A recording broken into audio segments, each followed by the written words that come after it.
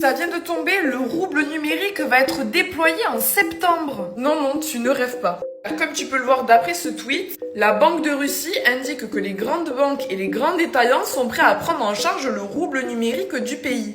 Et ce, à partir du 1er septembre 2026. Ce, malgré la faible demande publique, surtout après que l'Union européenne ait déjà sanctionné cette monnaie. Ici, comme il nous l'est présenté dans cet article, la plupart des Russes ne comprennent pas pourquoi ils ont besoin d'une troisième forme d'argent, en plus de l'argent liquide et des dépôts bancaires, qualifiant le rouble numérique de concept abstrait. Après un sondage mené, il aurait révélé que un seul Russe actif sur 10 prendrait la totalité de son salaire en rouble numérique avec 5% supplémentaires, prêt à accepter une partie de son salaire de cette façon. Comme tu l'auras compris, le rouble numérique n'est pas si populaire que ça en Russie. De l'autre côté, cette mise en place d'une monnaie numérique pour la Russie aurait quelques petits avantages. Notamment car dans un premier temps, elle réduirait la dépendance au système SWIFT, mais aussi au dollar. Et ce, malgré que l'UE ait déjà sanctionné le rouble digital. Le rouble numérique est traçable et n'est donc pas anonyme. L'État peut donc potentiellement colorer l'argent ou même imposer des restrictions programmables.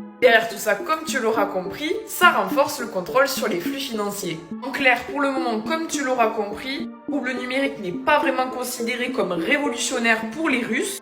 Il reste notamment très avantageux sur certains points, et donc par exemple pour contourner le dollar, mais aussi le système SWIFT. Quoi qu'il en soit, je serais curieuse d'avoir ton avis, alors n'hésite pas à me le dire en commentaire. Et bien sûr, si tu souhaites avoir plus de news, pense bien à t'abonner.